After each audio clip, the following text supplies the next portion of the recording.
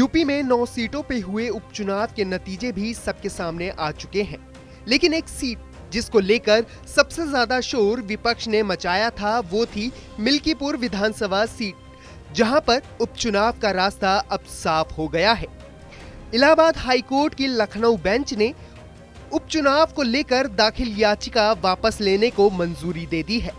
हाल ही में हुए 9 सीटों पर उपचुनाव के साथ अयोध्या के मिल्कीपुर सीट पर उपचुनाव नहीं हो पाया था, क्योंकि पूर्व बीजेपी विधायक बाबा गोरखनाथ द्वारा हाईकोर्ट में याचिका दायर की गई थी। ये याचिका हाईकोर्ट में लंबित थी, इसलिए चुनाव आयोग की तरफ से तारीखों का ऐलान नहीं किया गया था। माना जा रहा है कि चुनाव आयोग की तरफ से जल्द ही यहां उपचुनाव कराने को लेकर शेड्यूल जारी किया जा सकता है। लखनऊ हाईकोर्ट के जस्टिस पंकज भाटिया की एकल पीठ ने सोमवार को मिल्कीपुर से जुड़ी याचिका पर सुनवाई की।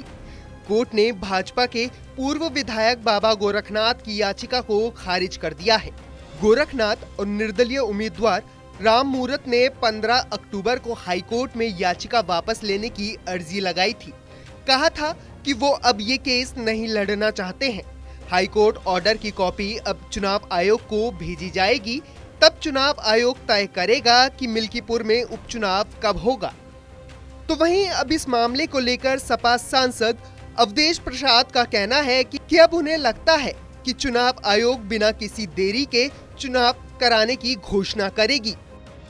उस पर न्यायालय की तरफ से निर्देशित किया गया कि गजट, सरकारी गजट करके और जो पार्टी है उनको नोटिस करके सर्व करके तब एप्लीकेशन लेकर आई।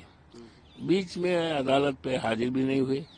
आज मुझे जानकारी मिल रही है माननीय न्यायालय की तरफ से निर्णय हो गया और रिट जो उन्होंने दायर किया था उस रिट को वापस लेने के लिए आदेशित कर दिया गया। अब चुनाव का सवाल है। चुनाव तो अब चुनाव आयोग के ऊपर है और सरकार के ऊपर है। सरकार के ऊपर है और चुनाव आयोग की। मुझे उम्मीद है, मैं उम्मीद करता हूं कि चुनाव आयोग इस मामले में यथाशीघ्र बिना अनावश्यक विलंब के चुनाव की घोषणा करेगी। हम उसका स्वागत करते हैं और वहां के देवतुल्य मतदाताओं के, सम्मानित जनता के विकास के लिए बहुत आवश्यक है और मुझे उम्मीद है कि चुनाव आयोग इस पर गंभीरता पूर्वक विचार करते हुए चुनाव की घोषणा बिना विलंब के करेगी।